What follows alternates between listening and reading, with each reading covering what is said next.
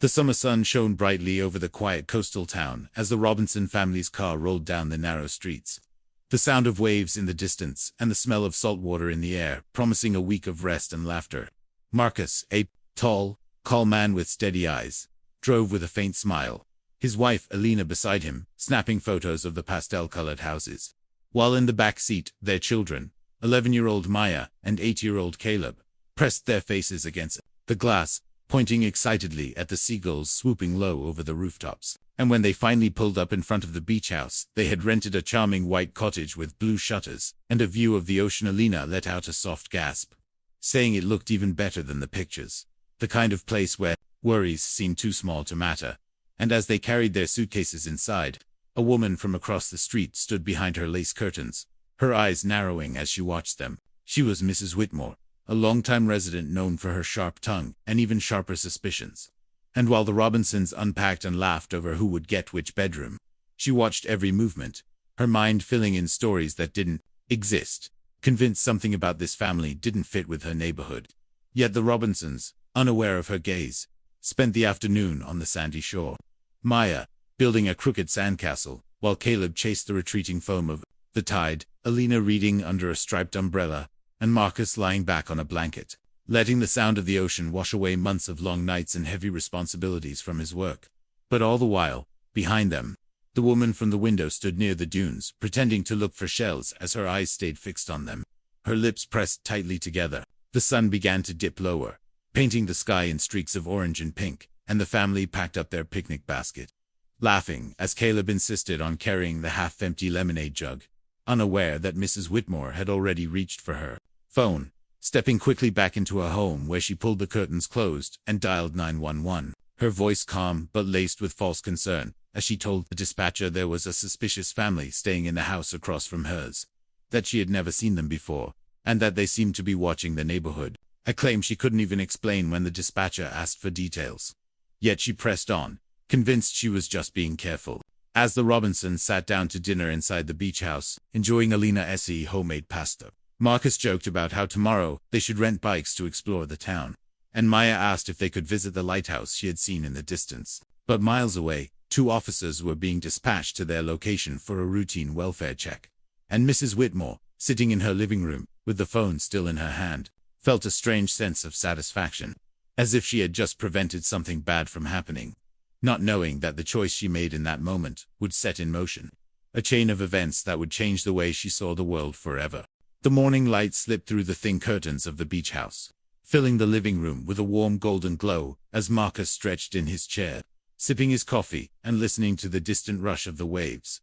But the calm was broken by a sudden, loud knock at the door, sharp and urgent, making Alina look up from the stove where she was flipping pancakes, and the children froze mid-laughter at the kitchen table. Marcus set down his mug, his brow furrowing slightly as he walked to the door, the knock coming again, faster this time. And when he opened it, 2 uniformed police officers stood on the porch, their expressions polite but watchful, hands resting lightly on their belts, and one of them, a tall man with a trimmed beard, greeted Marcus with a practiced smile and explained they had received a call from a concerned neighbor about unusual activity at the house, words that made Marcus glance past them toward the street where, through the open blinds of the house across the way, he thought he saw the faint movement of a curtain being dropped back into place. Alina appeared beside him, wiping her hands on a towel, confusion in her eyes, and Marcus kept his tone calm, as he asked what exactly was unusual about a family on vacation. But the officers avoided specifics, instead asking how long they planned to stay, where they were from, and what Marcus did for work. Questions that felt casual on the surface, but carried an undercurrent of suspicion that even the children could sense. Maya leaned quietly around the corner to watch, while Caleb clutched the back of her shirt, whispering to her about why police would come if no one had done anything wrong. And inside, Marcus felt a flicker of frustration, but kept it hidden behind the steady composure he had learned long ago, answering each question with measured politeness, giving nothing away about who he really was or the weight of authority he carried in his professional life. And after a few more minutes, the officers thanked them for their time, saying it was just standard procedure, before walking back to their car, the radio crackling faintly as they drove off down the street. Alina closed the door slowly, her brow furrowed, and turned to Marcus with a question in her eyes, but he simply shrugged, not wanting to worry the children, instead suggesting they continue with breakfast, though his thoughts were far from the kitchen, circling around the familiar sting of being judged before being known. Outside, Mrs. Whitmore stood in her living room again, sipping her tea with a sense of quiet victory, convinced that her call had put things in order, unaware that Marcus had caught the briefest glimpse of her face in the window, and now understood exactly who had set this morning's events in motion. And while he didn't yet reveal his thoughts, a part of him knew this was not the last time their peace would be interrupted, because in towns like this, once suspicion takes root, it rarely stops growing. The day after the police visit, the Robinson family tried to shake off the uneasy feeling and make the most of their vacation, starting with a walk along the lively boardwalk, where the smell of fried dough and popcorn mixed with the crisp ocean breeze. But even as Maya skipped ahead to look at a stand selling seashell necklaces and Caleb begged for a ride on the carousel, Marcus could feel eyes on them, and when he glanced over his shoulder, there she was, Mrs. Whit, near a souvenir shop, pretending to browse postcards while holding her phone at an angle that suggested she was taking pictures. Alina noticed too, her smile fading slightly as she leaned toward Marcus and whispered that maybe they should head back. But he shook his head, determined not to let one person ruin the trip for his children, though deep down he knew this was becoming more than idle curiosity. By midday, subtle changes were already in the air shopkeepers, greeting them with strained politeness, conversations falling silent as they walked by, and a fisherman on the pier lowering his voice to say something to a friend while gesturing in their direction, and though no one spoke directly to them, the atmosphere felt heavier with every step. When they stopped at an ice cream shop, Marcus caught sight of Mrs. Whitmore outside again, this time talking animatedly to two other locals, pointing toward the family as if sharing a warning. And he realized she wasn't simply watching anymore, she was spreading rumors, planting seeds of distrust. Later, back at the beach house, Alina tried to distract the kids with a movie, but they had overheard snippets from strangers on the boardwalk, words like "don't trust" and "keep an eye out." And while Caleb asked innocent questions about why people seemed so unfriendly now, Maya sat quietly, a small crease in her forehead, sensing more than she let on. That evening, as the sun dipped low and a soft wind rattled the windows, the sudden flash of red and blue lights spilled across the living room walls, making Alina jump.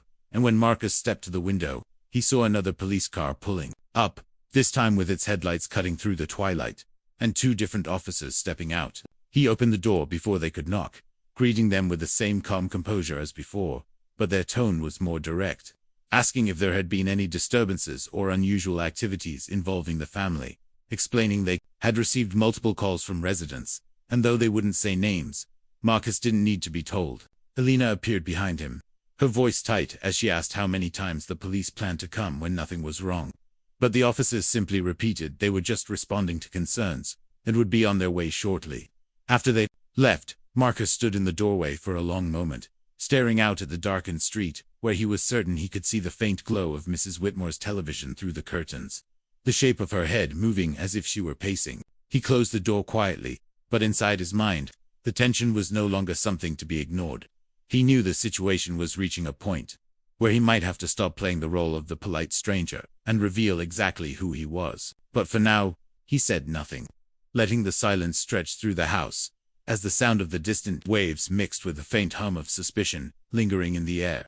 The next evening was still and cool, the kind of night where the sea air carried the faint scent of salt and the distant call of gulls.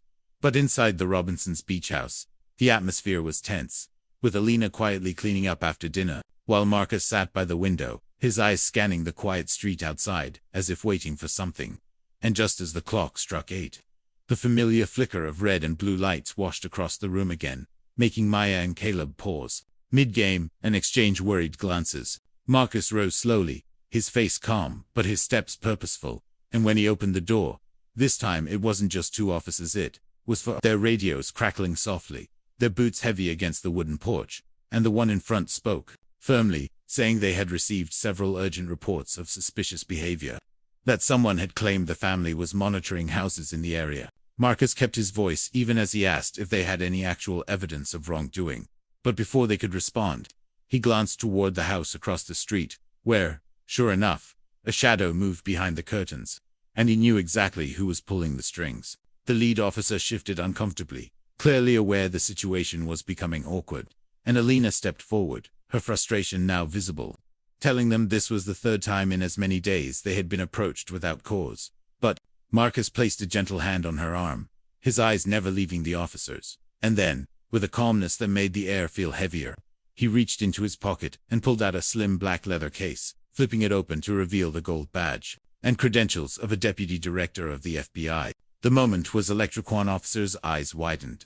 Another straightened instinctively, and the lead officer swallowed hard, his voice dropping as he asked if this was truly his position, to which Marcus replied that not only was it true, but that he oversaw operations that could very well include any one of them in the future, which meant he understood the importance of accurate information and the damage false reports could cause. The porch was silent, except for the faint buzz of the police radio. And then Marcus's tone softened but carried weight as he told them they were being used by a neighbor's prejudice, that every minute they spent responding to unfounded claims was a minute taken from someone in real danger. And though he spoke without anger, the truth in his words landed heavily. Across the street, Mrs. Whitmore's curtain moved again, and for a brief second her pale face appeared, eyes wide, her hand frozen on the fabric as she realized exactly who her suspicious stranger really was. Marcus didn't look at her, but his voice was steady as he told the officers they were welcome to verify his credentials and that he would not be filing a formal complaint unless this harassment continued, making it clear he had the authority and the will to end it if necessary. The officers, now visibly uncomfortable, assured him they understood and would handle the matter, offering polite apologies before stepping off the porch and heading back to their cars, their conversation low as they drove away into the night. Marcus closed the door, the badge still in his hand for a moment before he placed it on the table, and when he turned, he saw the way Maya and Caleb were looking at him, not scared, but proud, curious about the man they knew as Dad, but were now beginning to understand carried a role far bigger than they'd imagined. Alina moved to his side, her expression a mix of relief and gratitude, and though Marcus gave her a small smile, he knew this wasn't over yet, because the real change wouldn't come from revealing his badge, it would come from what happened next, and whether Mrs. Whitmore would finally face the truth about her own actions. The morning after the tense encounter, the town seemed quieter than usual, as if the salty breeze had carried away some of the unspoken tension that had been clinging to its narrow streets.